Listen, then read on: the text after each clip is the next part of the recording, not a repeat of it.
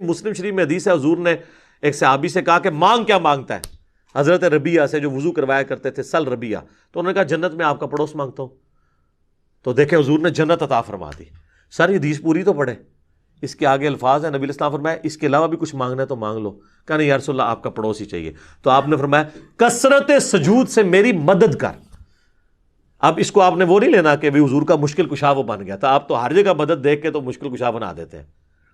کثرت سجود سے میری مدد کر، یعنی تم زیادہ عبادت کرو، میری مدد کرو کہ میں اللہ کو سفارش ڈال سکوں کہ یہ نیک بندہ اس کو میرے ساتھ کر دے. بالکل واضح ہے. بس سل ربیعہ سل ربیعہ سل ربیعہ، جنت مانگ لی جنت مانگ لی. اگے بھی ٹورو نا کہ ملی جنت. ٹھیک ہے، تو جنت تو انشاءاللہ آپ کو بھی مل جائے گی. صحیح مسلم میں حدیث ہے جو اذان کا جواب دے اس کے بعد دروشی پڑھے اور الوسیلہ والی دعا مانگے، میری شفاعت اس کے لیے حلال ہو جائے گی. اللہم صلی علی محمد وعلی آل محمد. تو یہ تعلیم آپ کی دیکھیں کیا ہے. صحیح مسلم میں حدیث ہے، نبی علیہ السلام فرمایا اے ابو ہریرہ جو چیز تمہیں نفع دے اس کے لیے پوری کوشش کرو، اور دیکھنا کاہلی نہ کرنا، سستی نہ کرنا، اور اللہ سے مدد مانگ کے چلنا.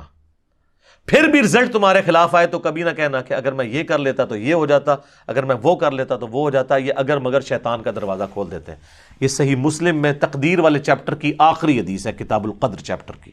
امام مسلم نے اس کے اوپر کنکلوڈ کیا ہے کہ تقدیر پہ کوئی تکیہ کر کے یہ نہیں ہے کہ کوشش چھوڑ دے.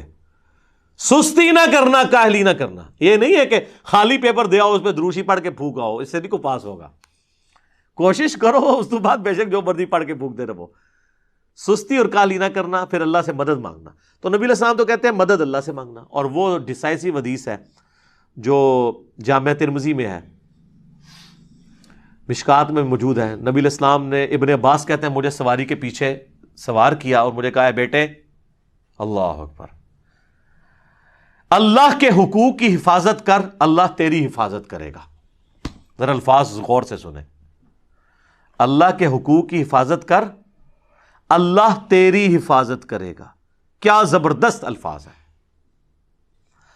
اور اللہ تعالی کے احکامات کی پیروی کر،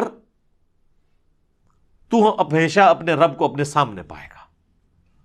تیری مدد کے لیے وہ ہر وقت ہوگا. اور جب بھی تجھے سوال کرنا ہو تو صرف اللہ ہی سے کرنا، اور جب مدد مانگنی ہو وَاسْتَعِن بِاللَّهِ تو صرف اللہ سے مدد مانگنا. اور بچے جان لے اگر پوری امت مل کے تجھے ذرے کے برابر بھی نقصان پہنچانا چاہے اور اللہ نہ چاہے تو نہیں پہنچا سکیں گے.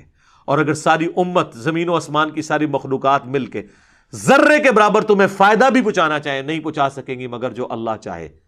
اور پھر حضور نے اس کو مزید مور لگائی. آپ نے فرمایا کہ تقدیر کے صحیفے خشک ہو چکے ہیں اور قلم اٹھا لیے گئے ہیں، یعنی جو اللہ نے فیصلہ کیا ہے نا وہی ہونا ہے. یہ حدیث کتنی ڈیسائسو ہے. نبی علیہ السلام اپنے اصحاب کی تربیت کرتے تھے کہ مانگنا ہے تو اللہ سے مانگنا ہے.